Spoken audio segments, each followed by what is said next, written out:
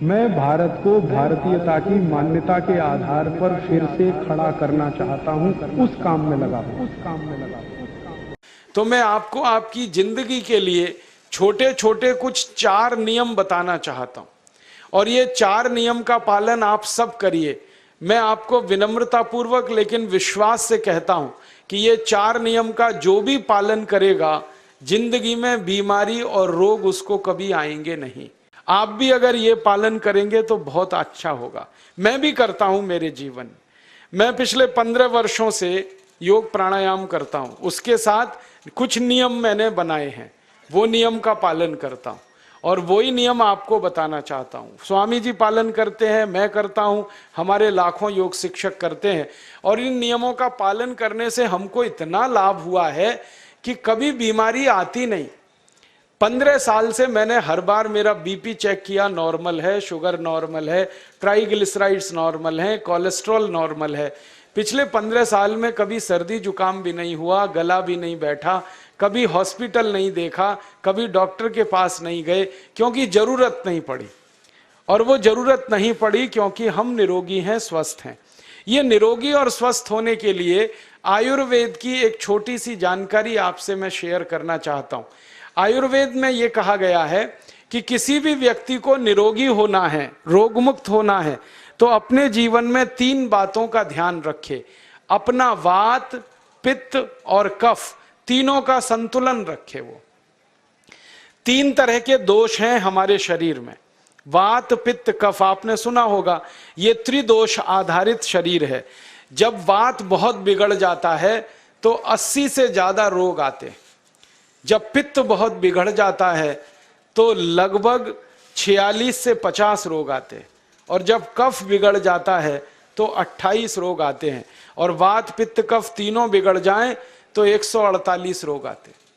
सर्दी, खांसी, जुकाम से लेकर और कैंसर तक जो आखिरी रोग माना जाता है, ये सब वात, पित्त, कफ के बिगड़ने का खेल है। तो इस देश के आयुर्वेद चिकित्सा के सबसे महान लोगों में से कुछ नाम आप जानते हैं, जैसे चरक ऋषि, जैसे सुश्रुत ऋषि। ऐसे एक ऋषि हुए बाघभट्ट। बाघभट्ट ऋषि ने एक पुस्तक लिखी है, उसका नाम है अष्टांग हृदयम, और एक पुस्तक लिखी है, उसका नाम है अष्टांग संग्रहम। इन दोनों पुस्तकों में उन्होंने 7000 नियम बताए हैं। उनमें से 4 बताता हूं, अच्छे लगे तो आज से ही पालन करो और दूसरों को भी बताओ, ताकि कोई भी इन नियमों का पालन करे तो बीमार ही ना पड़े। ये चारों नियम हैं वात, पित्त और कफ को संतुलित रखने के लिए। अब वात, पित्त, कफ तीनों एक साथ आपके संतुलित रहें तो उसके लिए पहला नियम है खाना खाने के तुरंत बाद पानी नहीं पीना। ये पहला नियम है। आप बोलेंगे ये तो बड़ी मुश्किल बात है, खाना खाते ही पानी पीते हैं हम तो सबके सब, और बिना पानी पिए खाना ही नहीं खाते। कई लोग तो खाने से ज्यादा पानी पीते हैं, खाना कम खाते हैं, पानी ज्यादा पीते हैं। ये खाना खाने के बाद पानी कभी भी नहीं पीना, क्योंकि महर्षि बाघभट्ट कहते हैं भोजनांते विषम वारी, माने भोजन के अंत में पानी पियो तो जहर के पीने के जैसा है। इसलिए वो कहते हैं कभी भी खाने के तुरंत बाद पानी मत पियो। अब आप मुझे पूछोगे क्यों नहीं पिए, कारण बता दो। कारण मैं बताना चाहता हूं सरल भाषा में। हम जब खाना खाते हैं ना तो पेट में सारा खाना इकट्ठा होता है। पेट में एक स्थान होता है, उसको हम कहते हैं जठर। संस्कृत में, हिंदी में जठर कहते हैं, अंग्रेजी में उसको एपिगैस्ट्रियम कहते हैं, हिंदी में कुछ लोग उसको आमाशय भी कहते हैं।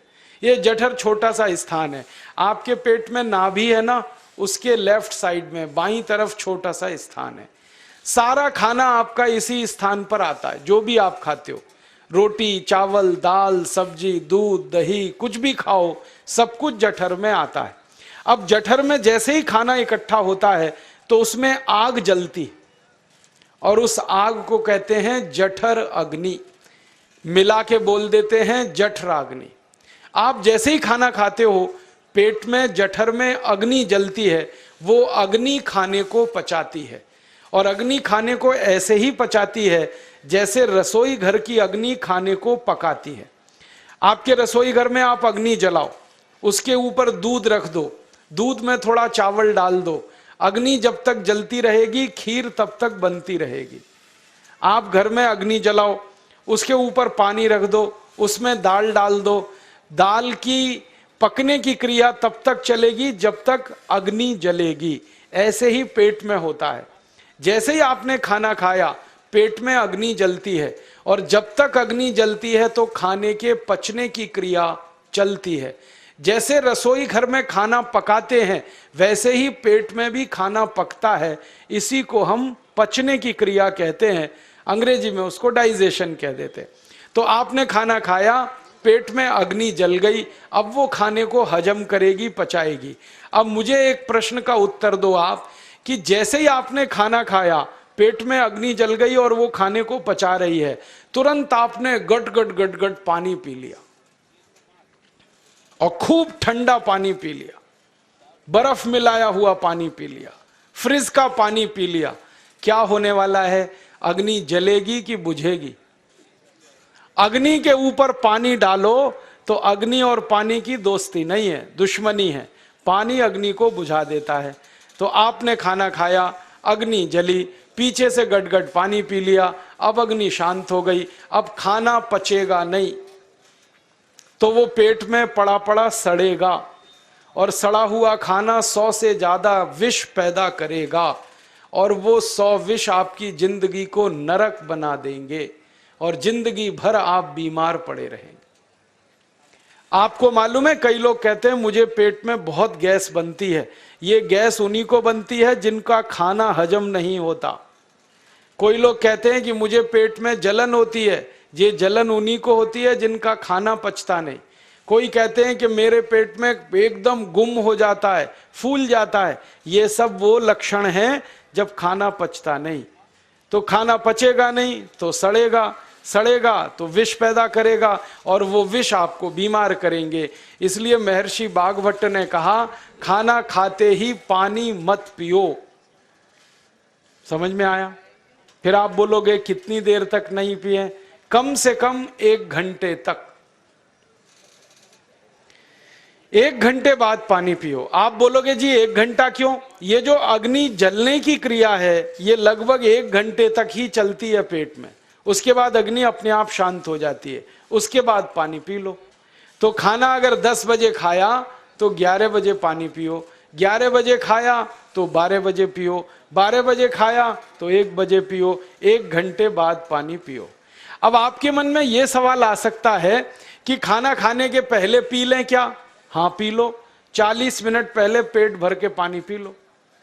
10 बजे खाना खाना है, 9:20 पे खूब पानी पी लो, जितना पी सकते हो। 11 बजे खाना खाना है, 10:20 पे पी लो, खूब पानी पी लो, 40 मिनट पहले। आप और एक सवाल पूछ सकते हो कि अच्छा ठीक है, खाने के बाद पानी तो नहीं पिएंगे, कुछ और पी सकते हैं क्या पानी को छोड़कर? तो उसके लिए बागभट्ट जी कहते हैं कि खाने के तुरंत बाद अगर पीना है तो दही की लस्सी पियो, मट्ठा। खाने के बाद अगर तुरंत पीना है तो फलों का रस पियो, गन्ने का रस पी लो, संतरे का रस पी लो, मौसमी का रस पी लो, अनार का रस पी लो। अब आप कहोगे ये सब महंगी महंगी चीजें बता रहे हैं, गन्ने का रस, संतरे का रस, अनार का रस, पैसे तो है नहीं। तो सबसे सस्ता रस है नींबू का ही रस पी लो, शिकंजी बना के पी लो, वो तो सबसे सस्ता है। तो खाना खाने के बाद या तो दही की लस्सी पियो या रस पियो। और एक तीसरी चीज है, दूध पी सकते। तो खाने के तुरंत बाद पीना है तो दही की लस्सी या मट्ठा, खाने के तुरंत बाद पीना है तो कोई फल का रस, खाने के तुरंत बाद पीना है तो दूध। पानी 1 घंटे बाद पियो। और अगर एक बात ध्यान रखो तो अच्छा है कि सवेरे खाना खाते हैं जिसको हम ब्रेकफास्ट कहते हैं, नाश्ता, तो फलों का रस पीना अच्छा, दोपहर को खाना खाएं तो लस्सी और मट्ठा पीना अच्छा, और रात का खाना खाएं तो दूध पीना अच्छा। जो लोग इस नियम का पालन कर सकते हैं जिंदगी में कभी भी 80 रोग उनको नहीं हो सकते। वात पित्त कफ तीनों ही इस एक छोटे से नियम से संतुलित रहते हैं। तो ये पहला नियम मैंने आपसे कहा। दूसरा नियम एक और है, और वो नियम ये है कि पानी कभी भी पियो, घूट घूट भर के पियो। जैसे गरम चाय पीते हैं, गरम कॉफी पीते हैं, गरम दूध पीते हैं, एक एक घूट भर के, एक एक सिप करके, ऐसे ही पानी पीने की आदत डालो। ये मुंह में एक बार गिलास लगा लिया, गटागट उसको खाली कर दिया, ये तरीका गड़बड़ है। एक घूट पानी, दो घूट पानी एक बार में उतना ही पियो। आप बोलोगे ये क्या चक्कर है? बात ऐसी है कि एक एक घूट पानी जब हम पीते हैं तो मुंह की लार पानी के साथ मिलकर पेट में अंदर जाती है, और ये जो मुंह की लार होती है ये क्षारीय होती है और पेट में हमेशा अम्ल बनता रहता है। तो एक घूट पानी पिया, मुंह की लार इसके साथ अंदर गई, दो घूट पिया और ज्यादा गई, बार बार लार अंदर जाएगी तो क्षार पदार्थ पेट के अम्ल के साथ मिलेगा। पेट में अम्ल बनता है, मुंह में लार क्षारीय होती है, तो ये क्षार को अम्ल में मिला दिया जाए और ये अच्छे तरीके से मिलकर पेट में जाए तो कभी भी कोई व्यक्ति के पेट को अम्लता नहीं होती, एसिडिटी नहीं होती। और पेट में अम्लता नहीं होती तो रक्त में अम्लता नहीं होती, और जिनके रक्त में अम्लता नहीं होती उनकी जिंदगी में कभी भी वात पित्त कफ के असंतुलन की स्थिति पैदा नहीं होती। इसलिए पानी घूट घूट करके पीना। मैं आपको एक छोटा सा मेरा ऑब्जर्वेशन बताता हूं, परीक्षण। आप भारत देश में या दुनिया में कहीं भी जाओ, मनुष्य को छोड़कर पशु पक्षियों को देखना शुरू करो, वो पानी कैसे पीते। किसी चिड़िया को पानी पीते हुए देखो, किसी पक्षी को पानी पीते हुए देखो, वो चोंच के एक बूंद ही के बराबर ही पानी उठाता है। एक बार में एक बूंद पानी लेगा, फिर थोड़ी देर चोंच चलाएगा, फिर पिएगा, फिर दूसरी बूंद लेगा, फिर चोंच चलाएगा, फिर पिएगा, फिर तीसरी बूंद। एक एक बूंद पक्षी पानी पीता है। कुत्ते को पानी पीते हुए देखो, चाट चाट के पानी पीता है। शेर को पानी पीते हुए देखो, चाट चाट के पानी पीता है। जितने जानवर चाट कर पानी पीते हैं, जितने पक्षी एक एक घूंट पानी पीते हैं, किसी भी पक्षी और किसी भी जानवर को डायबिटीज नहीं है, किसी को अर्थराइटिस नहीं है, कोई पक्षी ओवरवेट नहीं है, कोई पशु ओवरवेट नहीं है। वो सब स्लिम और ट्रिम है, क्योंकि वो इतने होशियार हैं कि पानी चाट के पीते हैं या घूट घूट करके पीते। अब मुझे ये हैरानी होती है कि ये पशु पक्षियों को कौन सिखाता है?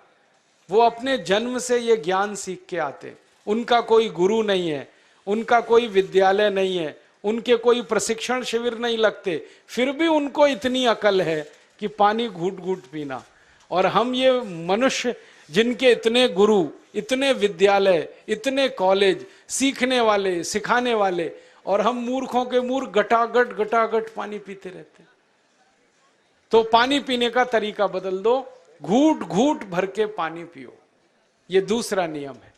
तीसरा नियम है कि जिंदगी में कितनी भी प्यास लगे, ठंडा पानी कभी मत पियो। बर्फ डाला हुआ पानी, फ्रिज में रखा हुआ पानी, वाटर कूलर का पानी जिसका तापमान बहुत कम है, ये कभी मत पीना। क्यों?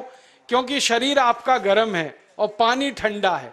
अब होता क्या है वो मैं समझाता हूं सरल भाषा में। पेट तो गर्म है, अब इसमें ठंडा पानी डाल दिया आपने तो अंदर झगड़ा होता है। और झगड़ा क्या होता है? या तो पानी पेट को ठंडा करेगा या पेट पानी को गर्म करेगा। अगर पानी ने पेट को ठंडा कर दिया तो पेट के ठंडा होते ही हृदय ठंडा होता है, हृदय के ठंडा होते ही मस्तिष्क ठंडा होता है, मस्तिष्क के ठंडा होते ही आदमी ठंडा होता है, और आदमी ठंडा होते ही राम नाम सत्य होती है। आपको मालूम है जब शरीर ठंडा पड़ जाता है तो घर में भी नहीं रखते, निकाल के बाहर सड़क पे रख देते। जो घर आपने बनाया अपनी मेहनत से, शरीर के ठंडा पड़ते ही निकाल बाहर करते हैं उस घर में से, और फिर चिल्लाने लगते हैं लेके जाओ, जल्दी लेके जाओ, इसको जला के आओ। माने ठंडे शरीर की इज्जत नहीं है। तो ठंडा पानी क्यों पी रहे हो भाई? बंद कर दो। कोई जानवर ठंडा पानी नहीं पीता, कोई पक्षी नहीं पीता। तो आप ये ठंडा पानी पीना बंद करो, सादा पानी पीना शुरू करो। और गर्मी के दिनों में बहुत अगर आपको तकलीफ है तो मिट्टी के घड़े का पानी पी लेना, फ्रिज का और बर्फ का नहीं पीना। ये तीसरा नियम है। और चौथा और आखिरी नियम है कि आप सवेरे ही सवेरे जब सोकर उठते हो तो सबसे पहले पानी पियो। जैसे ही आपकी आंख खुल गई तो पहले 2-3 गिलास पानी पी लो, उसके बाद आप टॉयलेट में जाओ। उठते ही पानी पियोगे तो 2 फायदे हैं। पहला फायदा यह है कि पानी पेट में जाकर बड़ी आंत को साफ करता है, और जैसे ही बड़ी आंत की सफाई होगी पेट पे दबाव पड़ेगा और आप संडास घर में जाएंगे, 2-3 मिनट में पेट आपका साफ हो जाएगा। जिनका पेट सुबह एक बार में साफ हो जाता है उनकी जिंदगी में कभी रोग नहीं आता। इसलिए सुबह सुबह उठते ही पेट साफ होना जरूरी है। और उठते ही पानी पियोगे तो मुंह की जो लार है वो पानी के साथ मिलकर अंदर जाएगी। सुबह पेट में एसिड की मात्रा ज्यादा होती है, इसलिए लार का पेट में जाना बहुत जरूरी है। इसलिए सुबह उठते ही पानी पीना बहुत जरूरी है। ये 4 नियम हैं आयुर्वेद के। पहला नियम, खाना खाने के 1 घंटे बाद पानी पीना। दूसरा नियम, पानी को हमेशा घूट घूट भर के पीना। तीसरा नियम, कभी भी जिंदगी में ठंडा पानी नहीं पीना। और चौथा और आखिरी नियम, सवेरे उठते ही सबसे पहले पानी पीना। 4 नियमों का पालन जो भी अपने जीवन में कर सकता है वो वात पित्त कफ तीनों को संतुलित रख सकता है। और जिसका वात पित्त कफ संतुलित है उसके जीवन में बीमारी नहीं आती है, और जो बीमार नहीं पड़ते हैं वो स्वस्थ और तंदुरुस्त और सुखी रहते हैं। उनकी जिंदगी का खर्चा कम होता है और देश का भी बहुत सारा पैसा बचता है। आपको शायद मालूम है या नहीं, 1 साल में हम जब बीमार पड़ जाते हैं भारतवासी तो साल का करीब 6 लाख करोड़ रुपया हमारा खर्च हो जाता है उन बीमारियों का इलाज करने में। दोस्तों, सबसे पहले तो चैनल सब्सक्राइब करें, फिर लाइक, कमेंट और शेयर करें। और हाँ, हमारा एंड्रॉयड ऐप डाउनलोड करना ना भूलें।